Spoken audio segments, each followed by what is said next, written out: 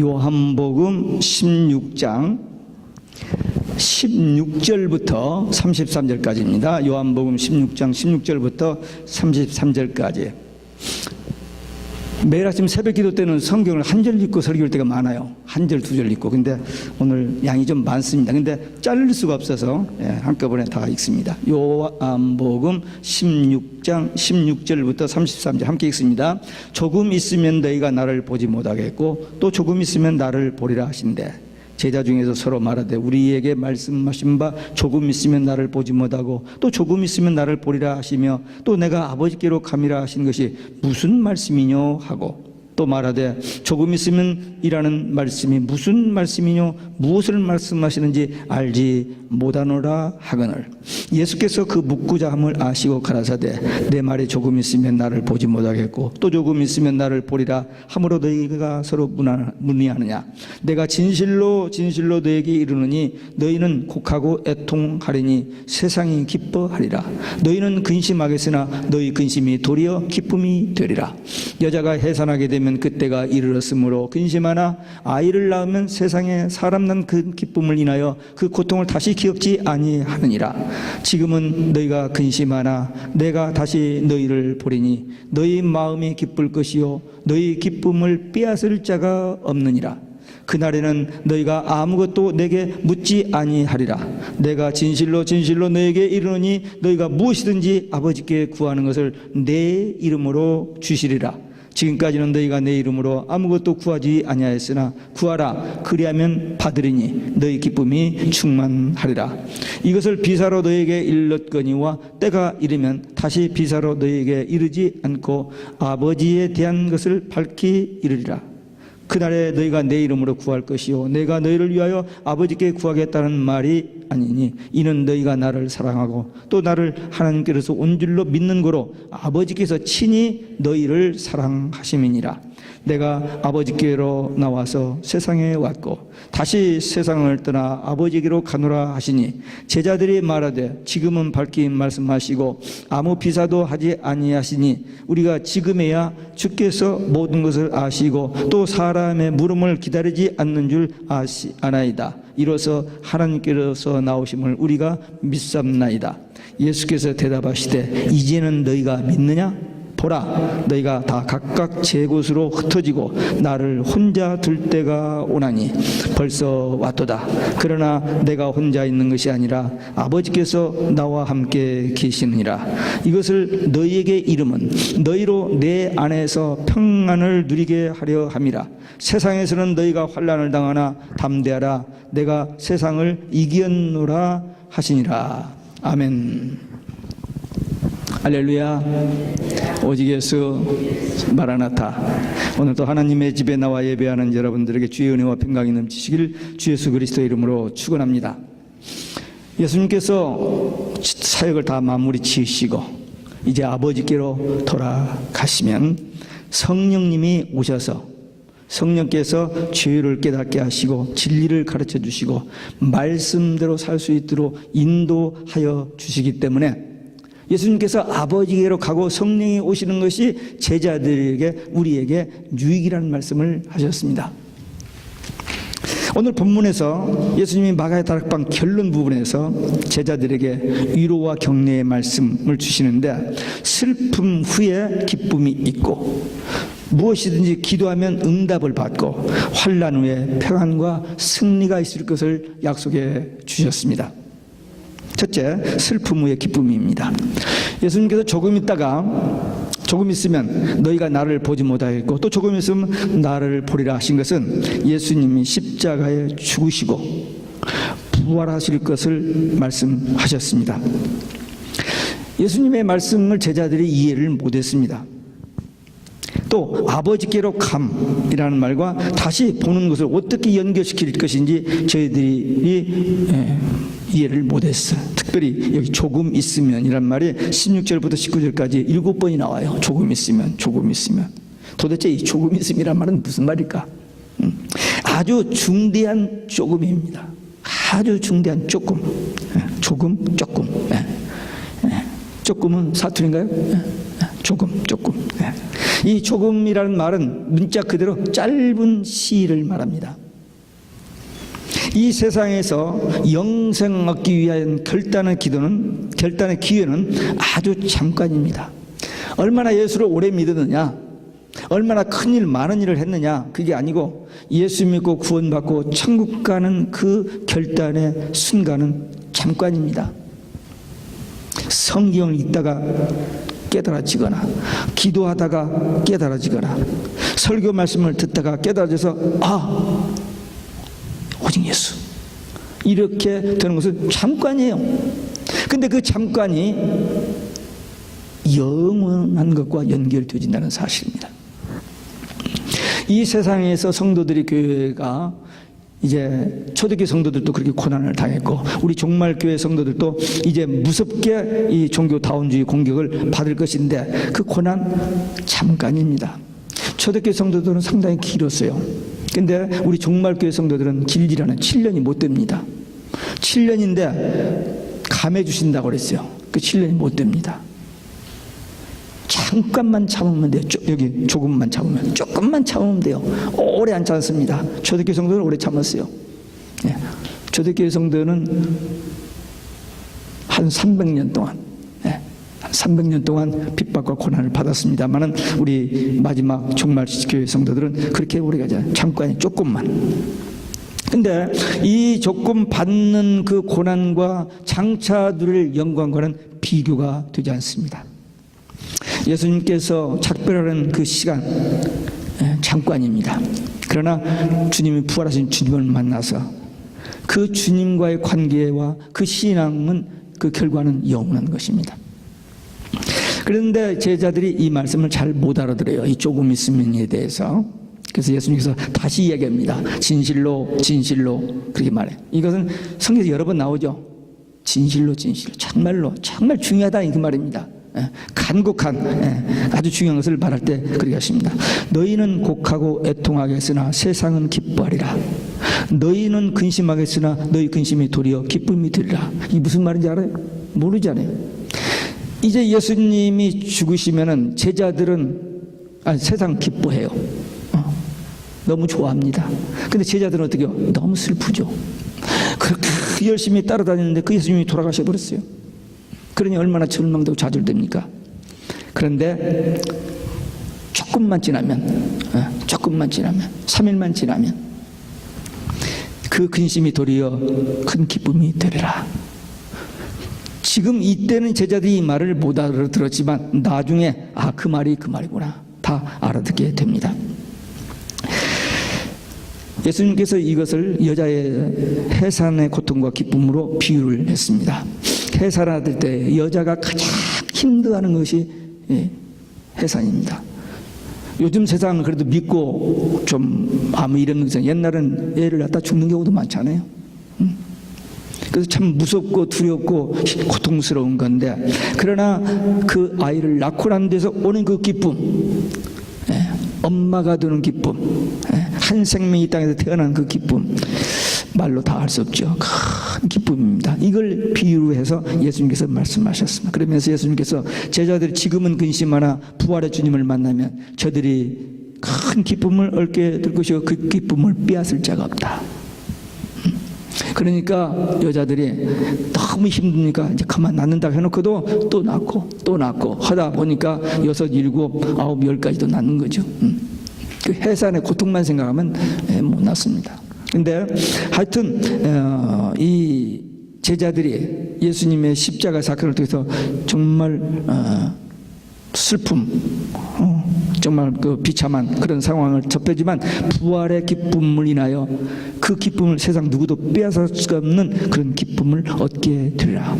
예수님의 제자 베드로 그렇게 큰 소리치고 장담했던, 그리고 제자들 중에서 자기가 리더니까 대표격으로 이 말 저 말 다 대꾸 하다가 많이 넘어지고 실수했던 베드로, 마지막에 도망갈지라도 자기는 도망가지 않는다고 했잖아요.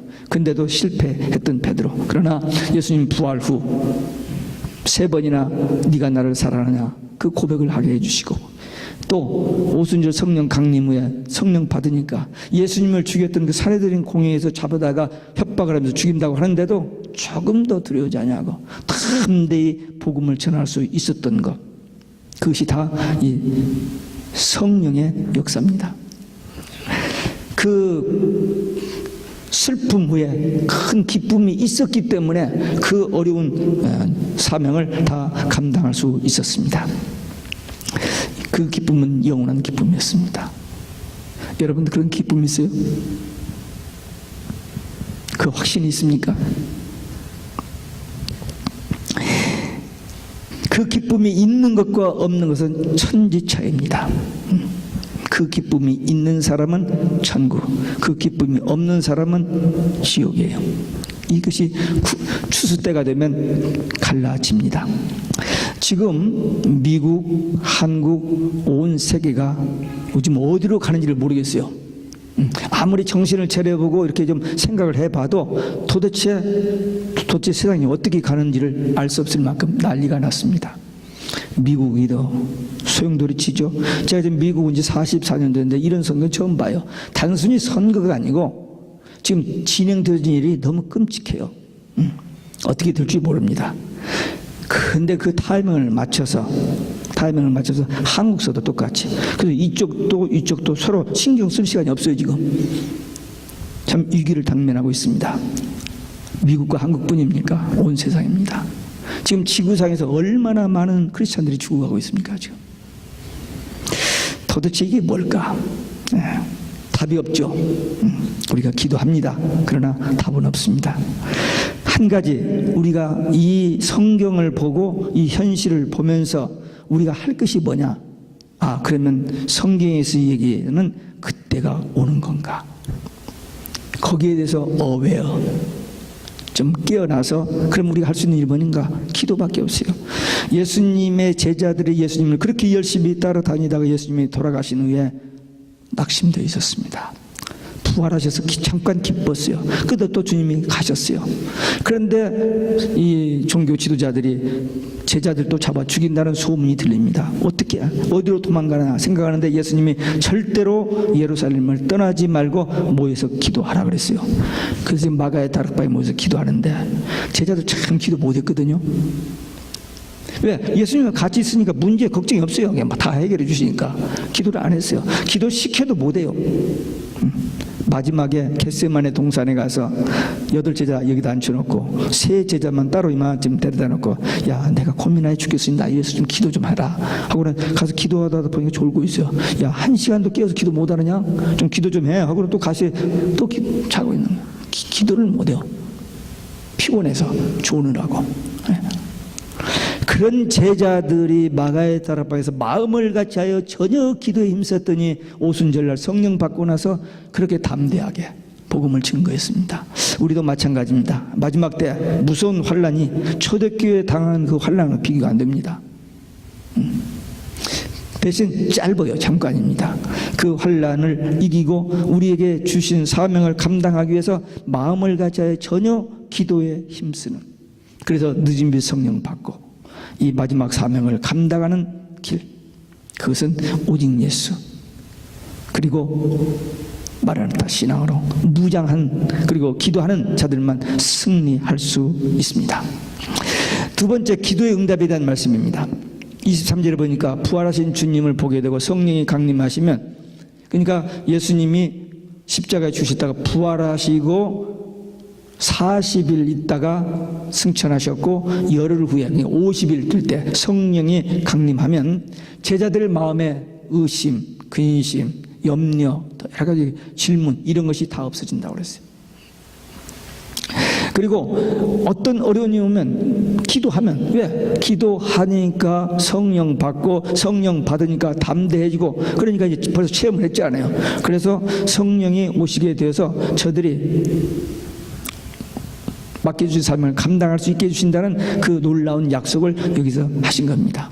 여기 조금 전에 얘기했습니다만 제자들 기도 안 했는데 여기 보니까 지금까지는 너희가 내 이름으로 아무것도 구하지 않아, 기도 안 하지 않았어요. 안 해도 됐었어요. 근데 이제는 기도하라. 기도하면 받으리니 너희 기쁨이 충만하리라. 이 약속을 붙들고 기도했더니 받은 거예요. 우리도 이 약속, 오늘 우리에게 주시는 약속을 받고 기도하면 응답받습니다. 물론 여기 앉아 계시는 분들은 지금까지 기도하면서 이런저런 응답을 받았을 거예요. 그러나 지금까지 응답을 못 받았다 할지라도 이제 기도하면, 전에는 못했지만 이제 기도하면 응답 받는다. 이게 슬픔 후에 기쁨이 온다는 것은 일반 우리 생활 속에서 체험되는 일입니다. 참 힘들고 어려운 일이 있었는데 그것을 이기고 났더니 좀 위로가 되고 기쁨이 되는 일이 있을 수 있어요. 그러나 지금 예수님께서 말씀하시는 이것은 우리 신앙생활에 절대 필요한 절대적인 진리인데 뭐냐, 십자가의 고난 슬픔이 있은 후에 부활의 영광이 있다는 것. 예수님 자신이 그랬고 제자들이 그랬고 오늘 이 시대를 살아가고 있는 우리에게도 절대 타협할 수 없는 진리의 말씀입니다. 십자가를 지는 생활이 그때는 좀 힘들어 보여요. 근데 오래 아니에요. 조금만 하면 돼요. 네. 그것이 생명의 길이고 영생의 길입니다. 27절을 보니까 예수님을 하나님의 아들로 믿고 사랑하는 자는 하나님께서 특별히 사랑해 주신다는 말씀이 있어요.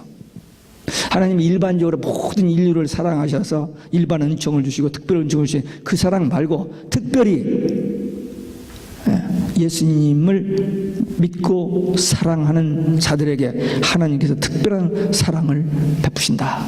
하나님의 특별한 사랑 받는 비결이 뭐예요? 예수님 믿고 예수님 사랑하면 돼요. 그럼 예수님 어떻게 사랑해요? 말씀 순종하는 겁니다. 하나님을 어떻게 사랑해요? 말씀 순종하는 거예요. 부모와 자식 관계 뭡니까? 부모가 말하는 대로 듣는 게 그게 부모 사랑입니다.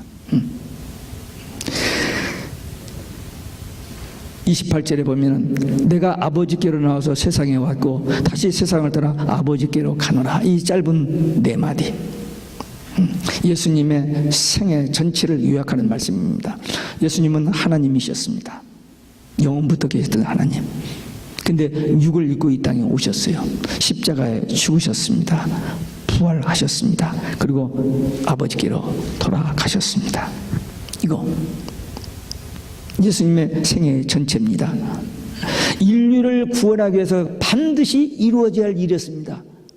다른 길이 없으니까. 그래서 예수님 오셨고 십자가에 죽으셨고 부활하셨고 승천하셨고 이제 성령을 보내주셔서 구원 역사를 지금 계속하고 있고 끝에 주님이 다시 오신다고 약속했습니다.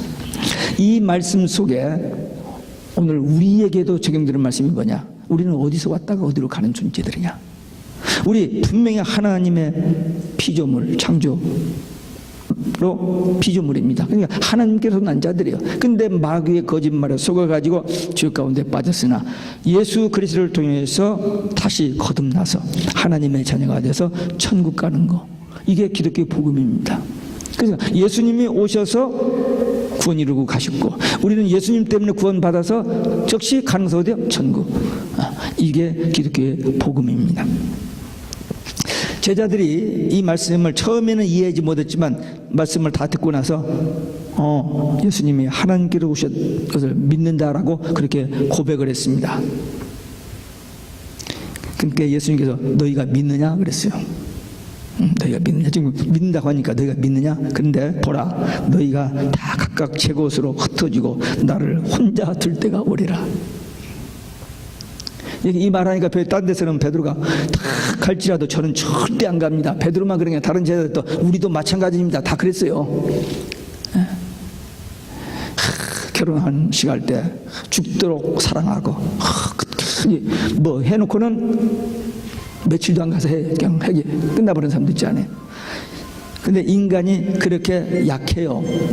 생각, 의지로는 이렇게 하지만 그렇게 못하는 것이 인간의 연약함입니다. 예수님께서 다 흩어지고 혼자 남을 때가 있으리라. 제자들의 실패와 시련을 미리 아셨기 때문에 예고하신 것입니다.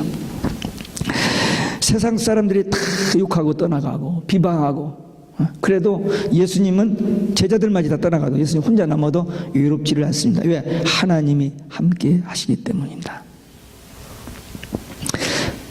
오늘날 현대인들이 큰 문제가 뭐냐? 외로움입니다.